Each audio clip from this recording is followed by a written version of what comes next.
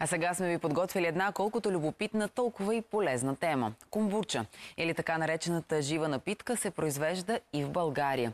Комбуча е впечатляващ микс, който ценители на здравословния начин на живот в Русе открили за себе си. Как са решили да започнат да отглеждат собствени гъби комбуча и как приготвят напитката, Наталия Йорданова ще ни разкаже сега. Здравей! Здравей, Марина! Това е един пример за комбуча напитка, само че с синя спирулина, не в натуралния вид.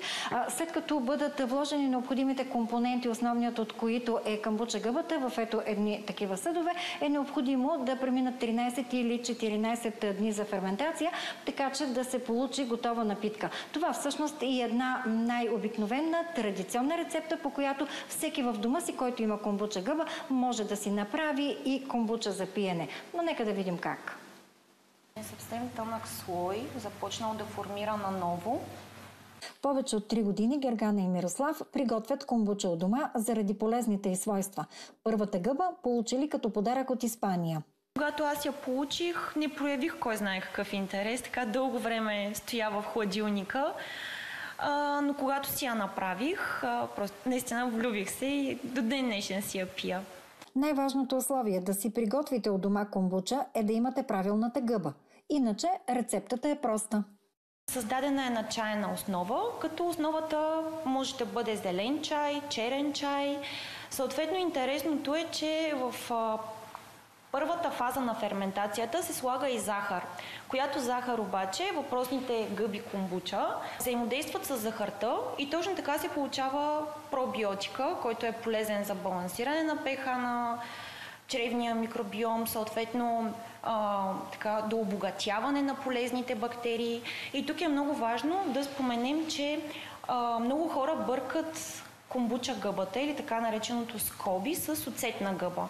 Напитката е пробиотична бомба, богата на млечно-кисели бактерии, подобно на познатия на всички българи зелев сок. Те съществуват навсякъде, при зеленчуците, също киселото зеле, всякакъв вид ферментирали турши, храни. И това е най-добрият вариант на пробиотика, който човек може да си допие.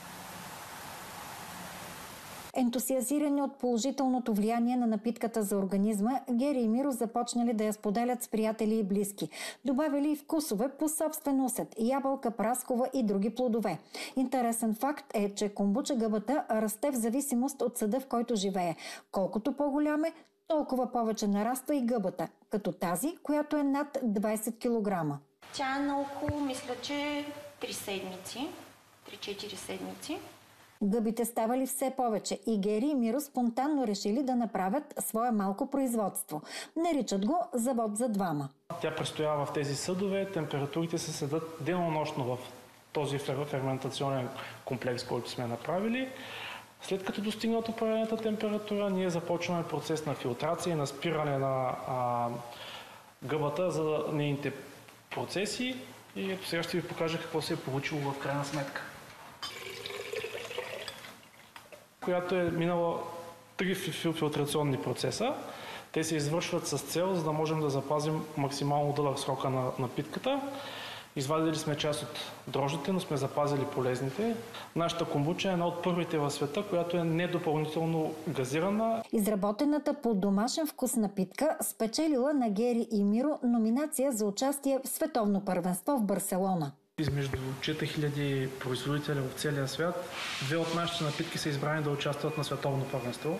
Ще участваме в 2 категории с едни от така най-силните ни продукти, които смятаме, че биха впечатлили журито. За Събуди се, Наталия Йорданова.